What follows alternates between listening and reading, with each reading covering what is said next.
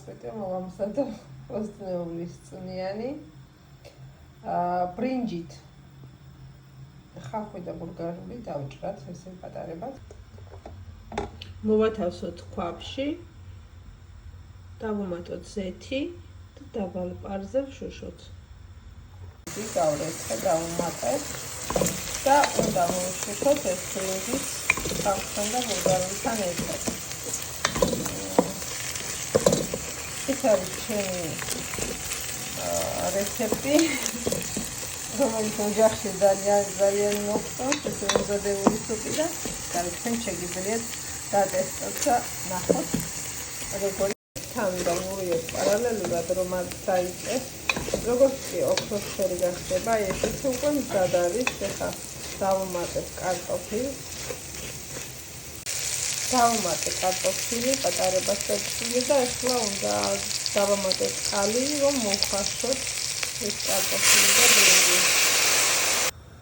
დავამატე წყალი და ახლა უნდა დავტოვოთ დაახლოებით 20 წუთი, ნახევარი საათი, სანამ ადუღდება თავს დავაფარებ, შემდეგ ახთილს ვტოვებ და სანამ კარგად არ მოიხარშება კარტოფილი და ბრინჯი. მე ვაჩერებ 20 წუთი, ნახევარი საათი დაახლოებით ესე. კარგად რომ მოიხარშოს.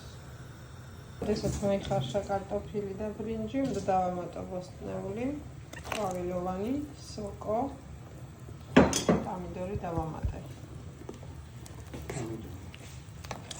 პომიდორი დავამატე.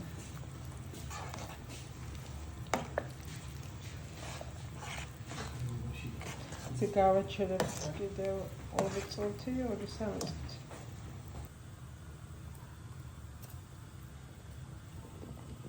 ბოლოს დავუმატე გახეხილი სტაფილო, წვანილი, ნიორი, ქინძი, ოხრახუში, ნიახური, კარგად ამოურიოთ, მარილი და წიწაკა გემოვნებით. და უკვე მზად არის.